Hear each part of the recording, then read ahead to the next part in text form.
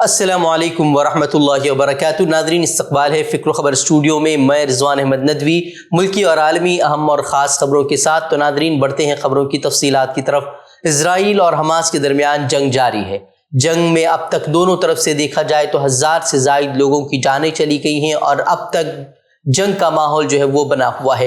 हालात बिगड़ते जा रहे हैं और गासिब इजराइल को तो पूरी आलमी बरादरी की हिमायत मिल ही रही है, जबकि गजा पट्टी जिसमें तकरीबन 20 लाख लोग एक छोटे से रकबे में रह रहे हैं, आने वाले दिनों में उनके लिए मुश्किलें मजीद बढ़ सकती हैं। तस्वीर सामने आ रही हैं जहां देखा जा सकता है कि पूरी की पूरी बस्ती उजाड़ दी गई है, इमारतें खंडरात में तब्दील हो गई हैं। एक ही घर के कई कई लोग जो है वो मारे गए हैं, हजारों अफराद बेघर हैं, खौफ के साए में हैं, लेकिन इन सब के बावजूद उनके हौसले टूटे नहीं हैं। आज़ाद फ़लस्तीन की सदाएं बुलंद हैं, सहयूनियों की नींदें उन्होंने हराम कर रखी हैं और जो इजराइल का भरम था कि उनका कोई बाल बीका नहीं कर सकता, ये ज़ौम उनका मिट्टी में मिल गया है और अब तक वो नहीं समझ पा रहे कि इतनी बड़ी मनसूबाबंदी उनके खिलाफ कैसे हो गई और उन्हें उसकी भनक तक नहीं लगी। बहरहाल, जो कुछ फ़लस्तीनियों के साथ हो रहा है, गजा पट्टी में हो रहा है, इस पर यहाँ रहते हुए जंग पर तबसरा करना जो है वो आसान होता है, लेकिन जो कुछ वहाँ उन लोगों के साथ गुजर रहा है, जो कुछ उनके साथ हो रहा है, वो बयान करना, उसका एहसास करना जो है वो मुमकिन नहीं है। बहरहाल, मीडिया में लगातार हमास की जानिब से इरगमाल बनाए गए इजराइलियों की तस्वीर वायरल हो रही हैं, लेकिन इस बीच कई एक तस्वीर वो हैं जिसमें हमास के जंगजू इजराइली ख़वातीन और बच्चों को तहफ़्फ़ुज़ फराहम करते हुए भी नज़र आ रहे हैं, लेकिन मगरबी मीडिया में ये तस्वीर आपको देखने को नहीं मिलेंगी और नहीं वो तस्वीर आपको देखने को मिलेंगी जिसमें इजराइली अहलकार, इजराइली फ़ौज जो है जिस तरीके से फ़लस्तीनियों के साथ सलूक कर रही है, उसकी वीडियो सोशल मीडिया पर जो है वो आपको मिल जाएंगी। वीडियोस हम यहाँ आपको दिखा नहीं सकते क्योंकि हो सकता है कि उसकी वजह से जो है हमारे जिस वीडियो को जो है यूट्यूब फ्लैग कर दे, उसको हटा दे। वह बहरहाल, इसराइल जिसने पहले ही फ़लस्तीन के एक बड़े हिस्से पर कब्जा कर लिया है, अब उसने ऐलान जंग कर दिया है और गजा को तबाह करने की धमकी दी है, यानी कि वहाँ के आम लोगों का अब क्या होगा, ये बड़ा अहम सवाल है। वहीं अब उसने इंटरनेशनली जिन हथियारों पर पाबंदी है उनका भी इस्तेमाल गजा पट्टी पर करना शुरू कर दिया है। गुंजान आबादी, जहां बच्चे हैं, आम शहरी हैं, उन पर वाइट फॉस्फोरस का इस्तेमाल किया जा रहा है, जिसकी तस्वीरें भी जो है वो वायरल हो रही हैं। बड़ी बड़ी इमारतें बगैर किसी पेशगी वार्निंग के उन पर हमला किया गया है। इलाके में हंगामी खिदमात के पहुंचने में नाकामी की वजह से सही तौर पर जानी नुकसान का इल्म भी नहीं है। ये इल्लीगल हथियार जिनका इस्तेमाल गजा पट्टी पर इसराइल की तरफ से किया जा रहा है, अगर इसराइल को छोड़कर कोई दूसरा मुल्क करता तो फिर अमेरिका लाल आंख दिखाने को तैयार हो जाता और उन पर हमला करके उस मुल्क को ही बर्बाद कर देता। लेकिन अब वही अमन के ठेकेदार होने के दावेदार अमेरिका ने भी इसराइल को ही इजाफी मदद फराहम करने का फैसला किया है। अमेरिकी वजीर दिफा ने इतवार को कहा कि अमेरिका इसराइल के करीब तैयारा बरदार बहरी जहाज के स्ट्राइक ग्रुप को मुंतकिल कर रहा है। इस ग्रुप में फोर्ड तैयारा बरदार बहरी जहाज और उसकी हिमायत करने वाले बहरी जहाज शामिल होंगे। बड़े हैरत की बात यह है कि एक गासिब हुकूमत जिसने फ़लस्तीनियों पर सालों से जंग छेड़ रखी है, अब पूरी दुनिया चिल्ला रही है कि इजराइल पर जंग मुसल्लत कर दी गई है।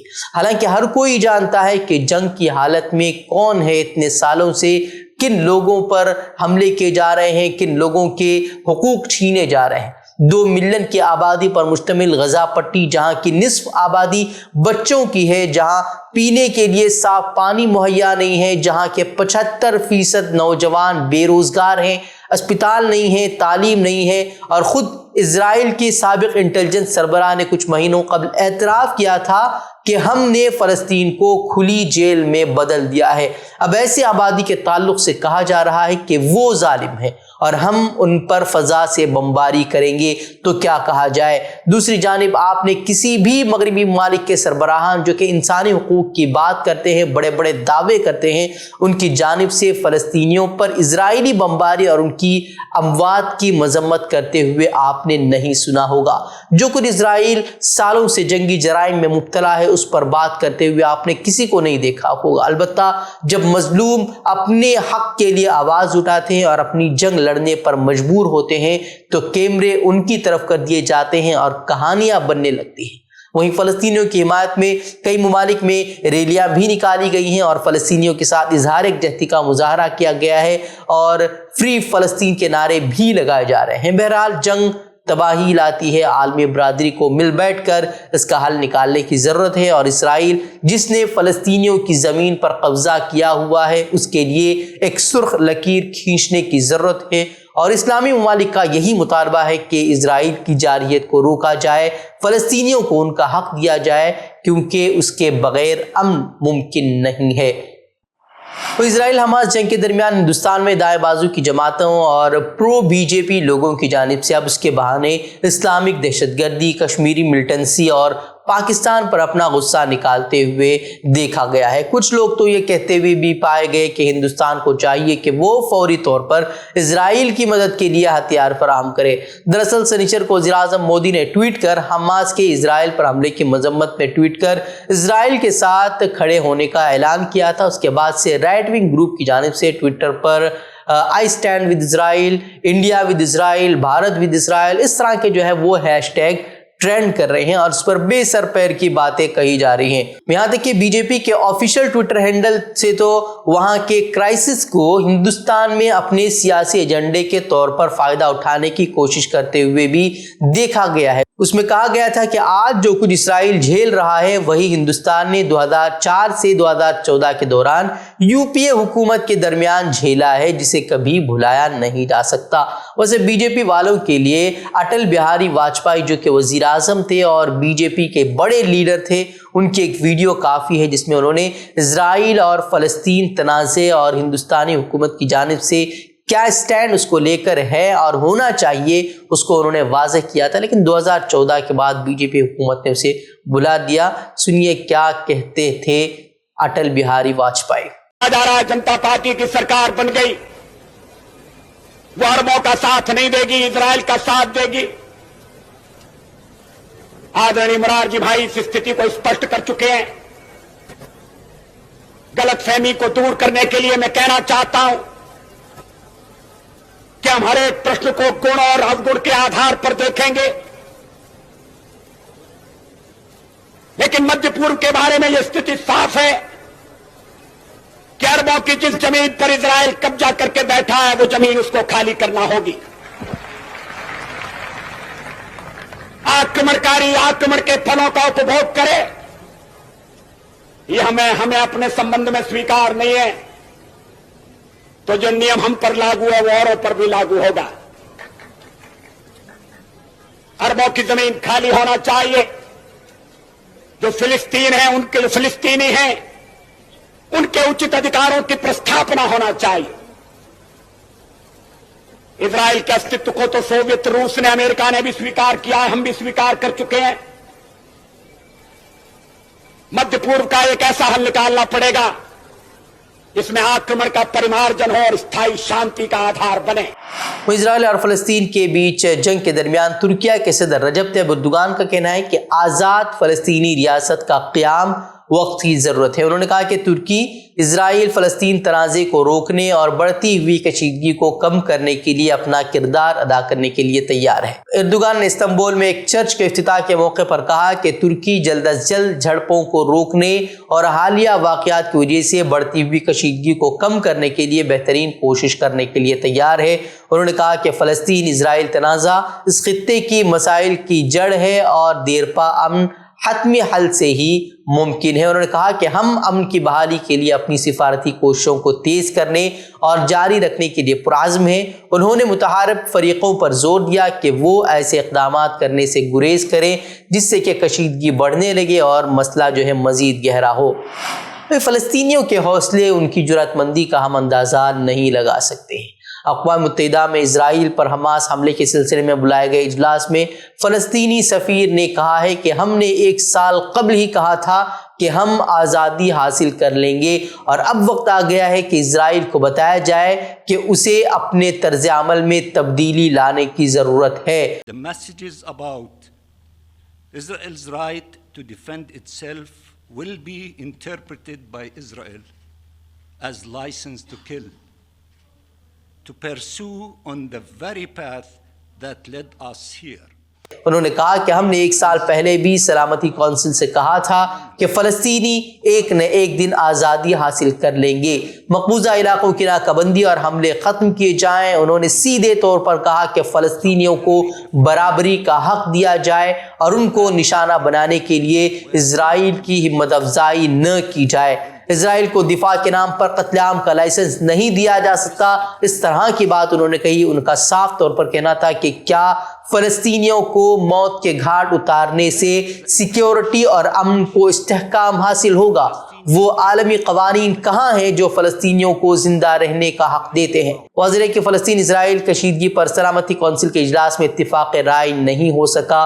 امریکہ نے سلامتی کونسل اجلاس میں اتفاق رائے نہ ہونے پر افسوس کا اظہار کرتے ہوئے اس کی ذمہ داری روس پر ڈال دی، جبکہ روسی سفارتکار نے کہا کہ سلامتی کونسل فلسطین سے متعلق پہلے سے طے معاہدے پر عمل کرے۔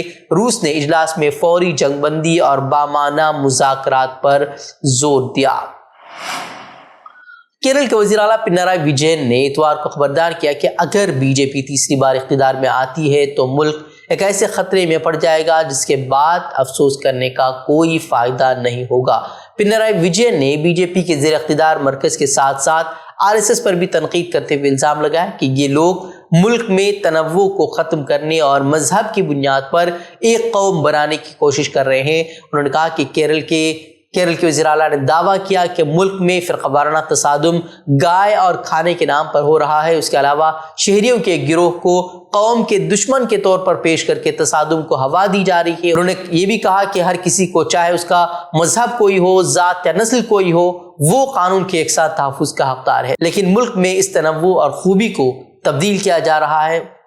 وزیر اعلیٰ نے کہا کہ بی جے پی کو بھی احساس ہو گیا ہے کہ ان کے لیے اب تیسری میعاد ممکن نہیں ہے، اور اسی احساس نے انہیں کچھ خطرناک قدم اٹھانے پر مجبور بھی کیا ہے، جیسا کہ کچھ حالیہ واقعات سے ظاہر ہوتا ہے۔ وجے نے کہا کہ ملک میں حزب اختلاف کی حکومت والی 4 ریاستوں میں مختلف مرکزی ایجنسیوں کے حالیہ چھاپے ظاہر کرتے ہیں کہ بی جے پی بدلتے ہوئے حالات کا کیا جواب دینے جا رہی ہے۔ ان سے اس طرح کے مزید اقدامات کی توقع کی جا سکتی ہے، لیکن یہ لوگوں کے ذہنوں کو بدلنے یا تبدیل کرنے کے لیے کافی نہیں ہوگا۔ بی جے پی کو شکست دینے کے لیے متحدہ محاذ مضبوط ہے اور اسے مزید مضبوط کرنے کی ضرورت ہے۔ جموں کشمیر نیشنل کانفرنس کے نائب صدر عمر عبداللہ نے کہا کہ کارگل انتخابات میں نیشنل کانفرنس کانگریس اتحاد نے بی جے پی کو بری طرح سے پچھاڑ کے رکھ دیا ہے۔ انہوں نے بتایا کہ الیکشن کے نتائج ان تمام جماعتوں اور قوتوں کے لیے سبق آموز ہیں جنہوں نے غیر جمہوری اور غیر آئینی طریقے سے جموں کشمیر اور لداخ کے عوام کی مرضی کے بغیر ریاست کو تقسیم کیا۔ عمر عبداللہ نے اپنے ایک بیان میں کہا کہ نیشنل کانفرنس اور کانگریس اتحاد نے کارگل ہل ڈیولپمنٹ کونسل انتخابات میں تاریخی جیت رقم کی ہے۔ عمر عبداللہ نے کہا کہ ہم کانگریس پارٹی کی قیادت کا ان کی غیر متزلزل حمایت کے لیے بے حد مشکور ہیں۔ ساتھ ہی انہوں نے کہا کہ جموں کشمیر میں بھی جمہوری طور پر منتخب حکومت کی عوام کی جائز خواہش کو تسلیم کیا جانا چاہیے، کیونکہ جمہوریت کا تقاضا ہے کہ عوام کی آواز سنی جائے اور ان کا احترام کیا جائے۔ بتا دیں کہ کارگل ہل ڈیولپمنٹ کونسل انتخابات میں 26 میں سے 22 سیٹوں پر کانگریس اور NC اتحاد نے جو ہے وہ کامیابی حاصل کی ہے۔ سیوک کسان مورچہ نے اعلان کیا ہے کہ وہ دہلی پولیس کے ذریعے نیوز کلک کے خلاف دائر کی گئی پہلی معلوماتی رپورٹ میں کسانوں کے احتجاج کے بارے میں کیے گئے دعووں کے خلاف ملک گیر تحریک شروع کرے گی۔ آپ کو معلوم ہی ہوگا کہ 2020 میں کسانوں نے 3 سیاہ قانون کے خلاف مظاہرے کیے تھے، جن کا مرکز نے دعویٰ کیا تھا کہ یہ کسانوں کے بھلے کے لیے لائے گئے تھے، لیکن اس کے بعد جو ہے 1 سال سے زیادہ کا احتجاج کیا گیا اور جس کے بعد حکومت کو وہ قانون واپس لینے پڑے۔ سو وزیر اعظم نے کہا تھا کہ ان کی تپسیا میں کمی رہ گئی تھی۔ وہیں اگست میں نیوز کلک کے خلاف درج کی گئی FIR میں دہلی پولیس نے الزام لگایا ہے کہ کسانوں کے احتجاج کو نیوز ویب سائٹ نے فنڈ اور مدد فراہم کی تھی تاکہ ہندوستانی معیشت کو کئی 100 کروڑ روپے کا نقصان پہنچایا جا سکے اور اندرونی امن و امان کے مسائل پیدا ہوں۔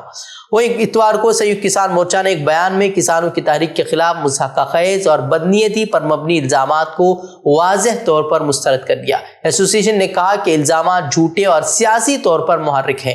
کسانوں کی طرف سے کوئی سپلائی میں خلل نہیں پڑا تھا۔ انہوں نے حکومت پر الزام لگایا کہ وہ کرونی کیپٹلزم کے ساتھ سازش کر رہی ہے اور ساتھ ہی یہ بھی کہا کہ چین سے فنڈز وزیر اعظم نریندر مودی کو PM کیئرز فنڈ میں اور صنعت کار گوتم اڈانی نے اپنے کاروبار کے لیے حاصل کیے ہیں۔ یہ الزام لگاتے ہوئے کہ FIR ایک کسان مخالف بیانیہ تیار کرنے کی کوشش تھی، سیوک کسان مورچہ نے کہا کہ وہ کسانوں کی تحریک کے خلاف الزامات کو فوری طور پر واپس لینے کے لیے ہر ریاست کے دارالحکومت میں بڑے پیمانے پر احتجاج کریں گے۔ نہضت العلماء کے ناظم مولانا سید بلال حسنی ندوی کی دمام آمد پر بھٹکل مسلم جماعت منطقہ شرقیہ کی جانب سے ہوٹل ہالیڈیز میں ایک شاندار استقبالیہ پروگرام کا انعقاد کیا گیا۔ پروگرام میں ناظم ندوہ نے اہلیان بھٹکل کی ندوہ اور حسنی خانوادے سے تعلقات کو واضح الفاظ میں حاضرین کے سامنے رکھا۔ مولانا نے ندوے کی تاریخ پیش کرتے ہوئے کہا کہ ندوے کے قیام کو اب تقریباً 130 سال ہو رہے ہیں۔ اس وقت کی تاریخ پر نظر ڈالنے سے یہ بات ہمیں ملتی ہے کہ ایک طرف دارالعلوم دیوبند اور مظاہر العلوم سہارنپور تھا تو دوسری طرف علی گڑھ مسلم یونیورسٹی تھی اور آپس میں ان کے درمیان کوئی جوڑ نہیں تھا۔ اس وقت دارالعلوم نہضت العلماء کے قیام کا فیصلہ کئی اہم مقاصد کو سامنے رکھ کر کیا گیا، جن میں یہ بھی تھا کہ ان دینی اور عصری میدانوں میں کام کرنے والے اداروں کو آپس میں جوڑا جائے اور ایک دوسرے سے فائدہ اٹھانے کی شکلیں پیدا کی جائے۔ خود دارالعلوم نہضت العلماء نے ایسے نصاب کو مرتب کیا جو دین کی ضرورتوں کے ساتھ ساتھ حالات کے تقاضوں کو بھی پورا کرے۔ مولانا موصوف نے مزید کہا کہ حضرت مولانا سید سلیمان ندوی رحمۃ اللہ علیہ اور حضرت مولانا علی میاں ندوی رحمۃ اللہ علیہ کی شکل میں دو ایسے افراد ندوے کو ملے جنہوں نے ندوے کا پیغام پوری دنیا میں پہنچایا اور صرف ندوہ نہیں بلکہ پوری دنیا نے ان سے فائدہ اٹھایا۔ مولانا نے ندوے کی خصوصیات کا تذکرہ کرتے ہوئے کہا کہ مسالک کے سلسلے میں ندوے نے توسع اختیار کیا ہے، جس کی مثال آپ کو طلبہ اور اساتذہ کی شکل میں واضح انداز میں ملے گی۔ یہاں پر چاروں مشہور مسالک کے ساتھ ساتھ سلفی طلبہ بھی زیر تعلیم ہیں۔ مولانا نے اس بات کی طرف بھی اشارہ کیا کہ مسالک تبلیغ کے لیے نہیں بلکہ ترجیح کے لیے ہیں۔ مولانا نے کہا کہ ہم عقائد سے ہٹنے نہ پائیں اور اسی طرح دین پر عمل کریں جس طرح ہمارے اسلاف کرتے آ رہے ہیں۔ اب اگر کوئی سوچتا ہے کہ 1300 سال گزرنے کے بعد دین میں تبدیلی ہونی چاہیے تو وہ حق سے ہٹا ہوا اور گمراہ ہے۔ اس موقع پر جواد سکری نے استقبالیہ کلمات پیش کیا اور جماعت کے جنرل سیکریٹری مولانا تنویر احمد ندوی نے نظامت کے فرائض انجام دیے۔ جماعت کی جانب سے صدر جماعت جناب پیرزادہ فاروق صاحب، جناب یونس قادیہ صاحب اور دیگر نے انعام بھی پیش کیا۔ دعائیہ کلمات پر یہ جلسہ جو ہے اپنے اختتام کو پہنچ گیا۔ تو ناظرین یہ تھی خبریں۔ مزید خبروں کے لیے آپ ہمارے ویب سائٹ www.fikrkhabar.com کی طرف رخ کریں۔ ویڈیوز کے لیے ہمارے یوٹیوب چینل کو سبسکرائب کریں۔ تو ناظرین اجازت دیں، السلام علیکم ورحمۃ اللہ وبرکاتہ۔